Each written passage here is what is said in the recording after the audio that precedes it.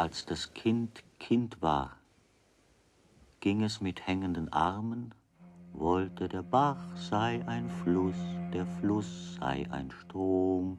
Çocuk daha henüz çocukken kollarını sallayarak yürürdü. Derinin ırmak olmasını isterdi, ırmağın sel. Bir su birikintisinin de deniz olmasını. Çocuk henüz çocukken çocuk olduğunu bilmezdi. Her şey yaşam doluydu ve tüm yaşam birdi. Çocuk henüz çocukken hiçbir şey hakkında fikri yoktu. Alışkanlıkları yoktu. Bağdaş kurup otururdu. Sonra koşmaya başlardı. Saçının bir tutamı hiç yatmazdı ve fotoğraf çektirirken poz vermezdi. Çocuk henüz çocukken şu sorulara sıra gelmişti. Neden ben benim de sen değilim? Neden buradayım da orada değilim? Zaman ne zaman başladı ve uzay nerede bitiyor? Güneşin altındaki yaşam sadece bir rüya mı? Gördüklerim, duyduklarım, kokladıklarım sadece dünyadan önceki bir dünyanın görüntüsü mü? Gerçekten kötülük var mı? Gerçekten kötü insanlar var mı? Nasıl olur da ben olan ben olmadan önce var değildim? Ve nasıl olur da ben olan ben bir zaman sonra ben olmayacağım? Çocuk daha henüz çocukken ıspanağı, bezelyeyi, sütlacı ve karnabaharı ağzında geveleyip dururdu. Ama şimdi hepsini yiyor. Üstelik mecburiyetten değil.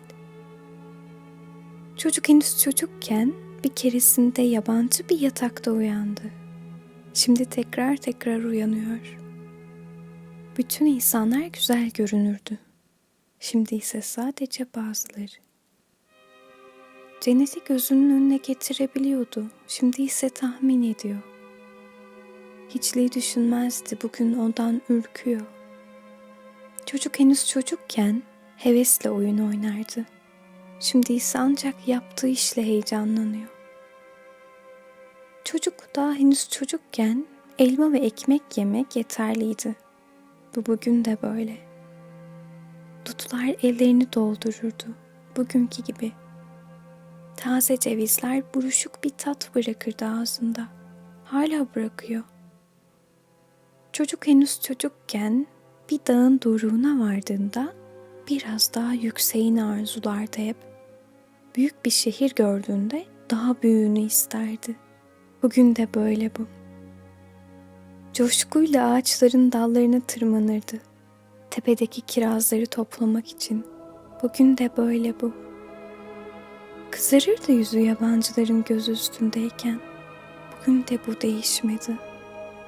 Sabırsızca ilk düşen karı beklerdi. Bugün de yaptığı gibi. Çocuk daha henüz çocukken zıpkın gibi bir çomak fırlattı ağaca. Bugün hala titrer o çomak o ağaçta.